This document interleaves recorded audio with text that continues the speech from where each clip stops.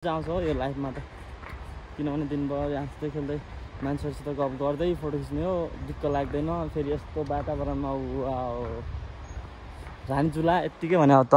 केटा हो आऊ घुम्नलाई जिएफ लिएर हाम्रो त कोही छैन हामी कसलाई लिएर आउने हो यस्तै हो तपाईहरु नि घुम्न आउनु भयो भने नगरकोट यहाँ चाहिँ एकचोटि आउनु होला फोटो खिच्नुपर्छ मेरो क्यामेराले यही छ क्यामेरा अनि रमाइलो फोटो खिचेर राम्रो फोटो खिचेर तपाईलाई पठाउने छु म अझै यहाँको लोकेसन बब्बाल बनाउने कोसिसमा छ यहाँको समिति अझै बब्बाल बनाउँछ किनभने पिकनिक खाने ठाउँ घुम्ने ठाउँ सबै बनाउँछ क्या बिस्तारै सबै विकास हुँदै गयो भने अनि बब्बाल हुन्छ उ त्यहाँ खाली ठाउँमा चाहिँ तलतिर यो पुल भन्दा तलतिर चाहिँ त्यहाँ ठुलो एक चौर बनाएर त्यहाँ चाहिँ मान्छे बस्ने ठाउँ अनि फोटो खिच्ने ठाउँ अलि रमाइलो क्या फुल राखेको चट्ट त्यस्तो ठाउँ देखाउने ठाउँ चाहिँ बनाउन खोजिरहेको छ बनाउँछ पनि अब 1-2 हप्तामै हप्ताभन्दा नि महिनै लाग्ला सायद